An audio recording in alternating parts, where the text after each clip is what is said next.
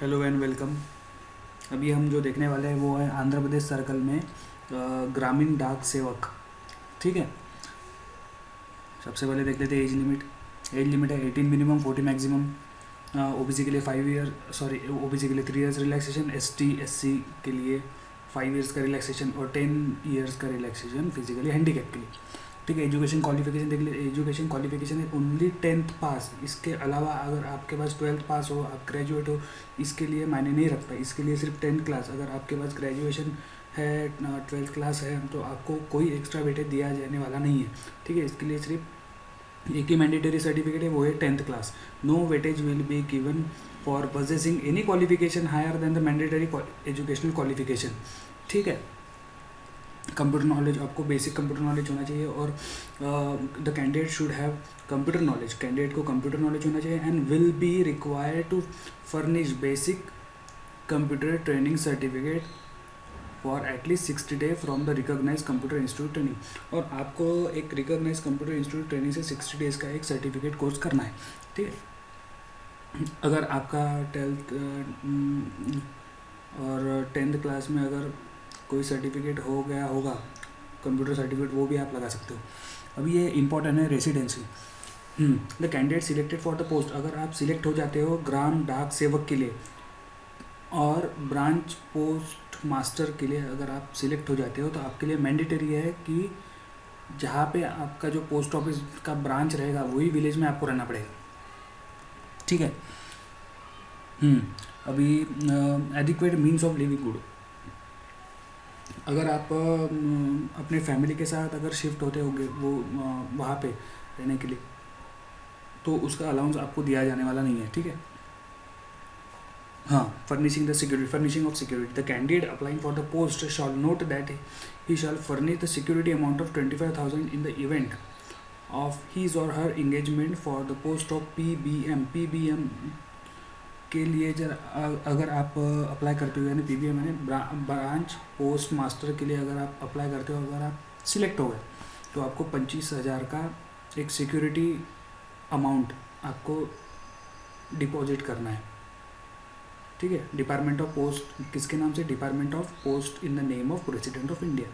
ठीक है, आपको डिपॉजिट करना है। ये सिर्फ सिक्योरिटी अमाउंट है। और ब्रांच पोस्ट मास्टर के अलावा अगर आप दूसरे कौन से भी पोस्ट के लिए अगर आप अप्लाई करते हो, अगर आप सिलेक्ट हो गए, तो आपको 10,000 सिक्योरिटी डिपॉजिट करना है। ठीक है, सिलेक्शन क्राइटेरिया देख लेते हैं। सिलेक्शन क्राइटेरिया में डायरेक्टली दिया है, selection will be made as per the automatic generated merit list as per the rules based on the candidate online application. ठीक है, ऑटोमेटिक जनरेट होगी मेरिट लिस्ट। आपको कोई एग्ज़ाम देना नहीं है, कोई मेडिकल टेस्ट देना नहीं है, आपको बस 10th की मार्कशीट के बेस पे एक ऑटोमेटिक जनरेटेड मेरिट लिस्ट बनेगी, उसके हिसाब से आपका सिलेक्शन होगा।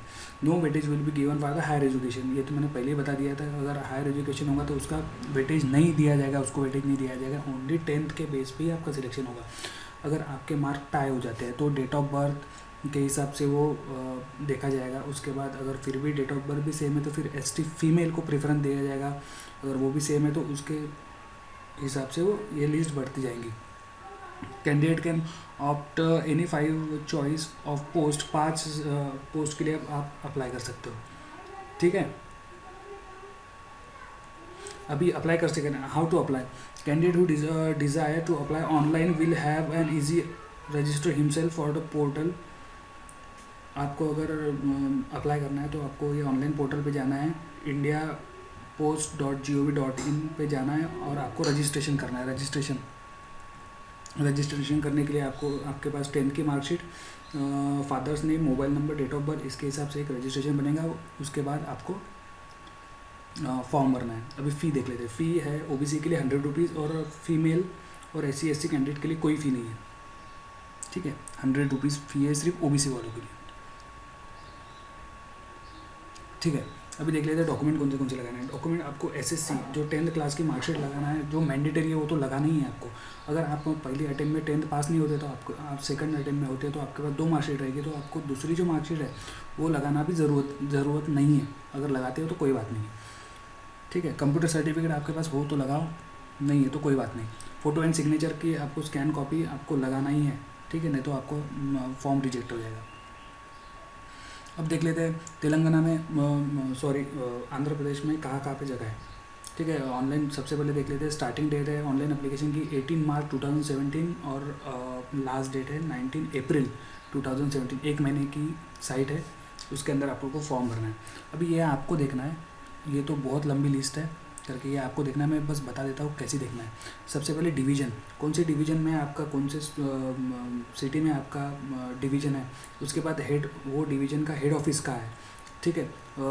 सब office, branch office, post name, अभी पोस्ट नेम BDS BPM यानी ग्राम डाक सेवक, bank, sorry, branch post master, और UR यानी अनरिजर्व, और नंबर ऑफ पोस्ट एक। पे स्केल देख लीजिए आप, पे हर किसी की पे स्केल 50,000 के ऊपर है, यानी ये 10th बेस पे एकदम बेस्ट जॉब है, और वैकेंसी भी 1,000 के ऊपर है, तो प्लीज़ आप इसके लिए प्रिपेयर कीजिए, सॉरी अप्लाई कीजिए। और लड़कियों के लिए ये तो एकदम बेस्ट जॉब है, तो आप प्लीज़ इसके लिए अप्लाई कीजिए। अभी हम एकदम लास्ट में देख लेते हैं और देख लेते हैं पूरी टोटल सीट्स कितनी है।